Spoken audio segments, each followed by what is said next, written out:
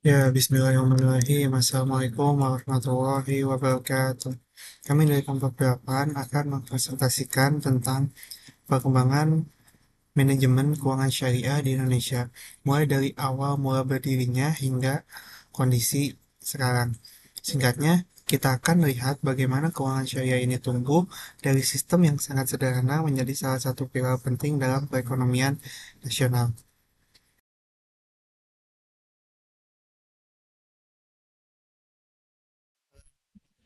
Latar belakang, mengapa kita membahas ini? Tiga alasan penting. Pertama, sistem keuangan adalah jantung ekonomi. Memfasilitasi investasi, menciptakan lapangan kerja. Kedua, keuangan syariah adalah alternatif yang lebih adil. Kenapa bisa disebut adil? Karena berbasis bagi hasil bukan riba. Lalu aset harus real, bukan spekulatif. Ada nilai sosial, bukan hanya profit. Ketiga, Indonesia ini mempunyai potensi besar. Potensi besarnya ini Indonesia memiliki 230 juta muslim, lalu infrastruktur digital yang maju, dan Indonesia bisa jadi pusat keuangan syariah dunia, insya Allah.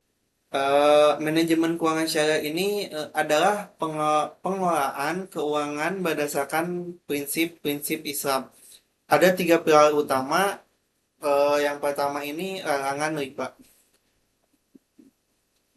Tidak bolehnya mengambil bunga tetap atau riba atau bahasanya fixed rate atau interest atau segala macam yang mm, memiliki bunga lalu pakainya itu secara syariat adanya sistem bagi hasil atau profit sharing. Lalu ada larangan golol atau golol dan maisir. Tidak boleh ada ketidakjelasan, golol, lalu tidak bolehnya ada spekulasi atau judi, dalam bahasanya ini maisir. Lalu yang ketiga ini berbasis aset real, di mana transaksinya itu harus ada barang nyata, kondisinya yang jelas, eh, akadnya juga harus jelas, bukan hanya untuk mengalirnya uang saja. Lalu fase awal tahun 1990 hingga tahun 2000. Ciri eksplorasi dan legitimasi. Pada tahun 1991, Bank Muamalat Indonesia didirikan. Ini adalah bank syariah pertama di Indonesia. Asetnya kecil, hanya sekitar rupiahnya itu 1 sampai 2 triliun. Dan kalau dibandingkan dengan bank konvensional, contohnya seperti Mandiri di tahun itu dia sudah memiliki aset sekitar rupiahnya 100 triliun, kurang lebih 100 triliun. Lalu fokusnya fokus harus membuktikan bahwa ini tuh halal gitu dan bisa dijalankan, bukan sekedar iming-iming atau bahkan cuman sekedar label syariah aja gitu. Lalu SDM-nya terbatas karena sedikit di bank konvensional itu sedikit orang-orang yang memahami syariah gitu, sangat sedikit, karena eh, pegawai yang dipakainya juga pegawai-pegawai dari bank konvensional itu sendiri gitu, karena kan itu kayak di merger, kayak di split gitu jadi anak perusahaan, bukan anak perusahaan, jadi kayak ex bank ini ex bank itu gitu, yang mayoritas memiliki pengalaman di bank konvensional. Lalu produknya masih sederhana, yaitu di awal-awal adanya produk itu cuman dua, tabungan dan pembiayaan dasar.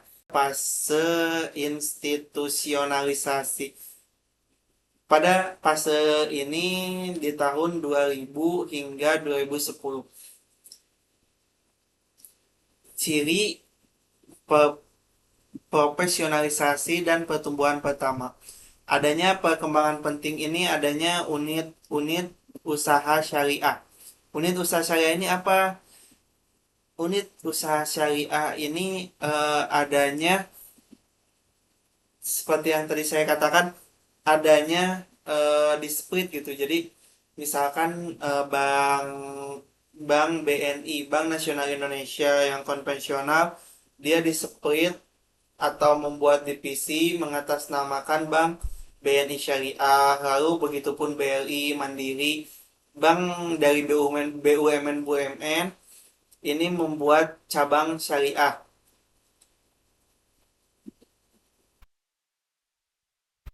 Lalu adanya regulasi yang diperkuat. Contohnya di UU nomor 21 2008 tentang perbankan syariah. Lalu adanya peraturan OJK dan Bank Indonesia yang jelas. Lalu adanya DPS, Dewan Pengawas Syariah.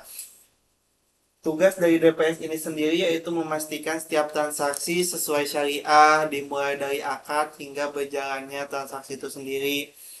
Lalu ini tuh independen dan profesional, tidak digabungkan dengan konvensional kayak seperti misalkan untuk audit, akad, produk dan segala macam itu dibedakan dengan dengan syariah sama konvensional.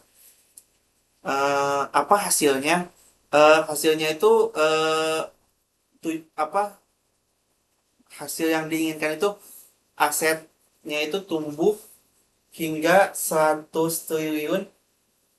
Lalu operasinya itu lebih standar dan lebih profesional. Selanjutnya ada fase ekspansi yang diverifikasi pada tahun 2010 sampai tahun 2020. Pada fase ini, keuangan syariah mengalami perkembangan yang cukup pesat. Tidak hanya di sektor perbankan, tetapi juga berkembang ke pasar modal syariah seperti munculnya asuransi syariah, pegadaian syariah, dan pembiayaan lainnya. Jadi aset keuangan syariah nasional terus mengalami peningkatan, dan juga manajemen keuangan syariah pada fase ini lebih fokus pada efisiensi operasional dan pengelolaan risiko pembiayaan. Selanjutnya yaitu merger Bank Syariah Indonesia. Salah satu peristiwa penting dalam perkembangan keuangan syariah adalah merger 3 bank yang terjadi pada tahun 2021, yaitu BRI Syariah, BNI Syariah, dan Mandiri Syariah membentuk menjadi Bank Syariah Indonesia atau yang bisa disebut BSI, yang biasa kita sebut BSI.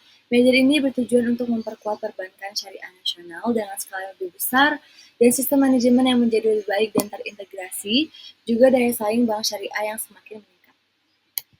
Selanjutnya, perkembangan manajemen keuangan syariah saat ini. Saat ini, manajemen keuangan syariah telah menerapkan berbagai sistem yang modern seperti asset liability management syariah, manajemen risiko pembiayaan dan likuiditas, good corporate governance syariah, dan terakhir digitalisasi dan layanan teknologi. Selain itu, hal ini juga menunjukkan bahwa keuangan syariah tidak akan tertinggal dan mampu menyesuaikan diri dengan perkembangan zaman. Selanjutnya, peran regulator dan lembaga pendukung. Perkembangan keuangan syariah tidak terlepas dari peran regulator dan juga lembaga pendukung seperti otoritas jasa keuangan yang berperan dalam regulasi dan pengawasan lembaga keuangan syariah. Lalu ada Bank Indonesia yang mengatur kebijakan moneter syariah, sedangkan DSN MUI berperan dalam menerapkan fatwa agar semua aktivitas sesuai dengan prinsip syariah. Dengan adanya regulator dan lembaga pendukung, manajemen keuangan syariah dapat memiliki kepastian hukum dan standar operasional yang sangat jelas. Selanjutnya ada tantangan manajemen keuangan syariah. Di sini ada 4 poin, yaitu kualitas dan kuantitas sumber daya manusia syariah. Yang kedua ada literasi dan inklusi keuangan syariah. Yang ketiga ada harmonisasi antara prinsip syariah dan efisiensi syariah. Dan yang keempat ada persaingan dengan sistem keuangan konvensional. Selanjutnya ada arah perkembangan ke depan. Di poin implementasi strategi ini ada 2 poin, yaitu mencangkup keuangan syariah terfragmentasi, yaitu tidak terintegrasi dengan ekosistem halal. Yang kedua ada keuangan syariah terintegrasi. dan mencangkup 4 poin tertentu. Yang pertama ada bergabungnya dengan industri halal yang lebih luas. Yang kedua ada meningkatkan layanan keuangan syariah digital. Yang ketiga ada mengembangkan produk keuangan syariah yang baru. Dan yang terakhir ada meningkatkan riset dan pendidikan keuangan syariah. Kesimpulannya adalah keuangan syariah di Indonesia berkembang secara bertahap dari sistem sederhana menjadi sistem modern yang profesional, adaptif, dan relevan hingga saat ini. Dukungan regulasi dan konsolidasi memperkuat sistem agar berpotensi besar sebagai pilar ekonomi nasional.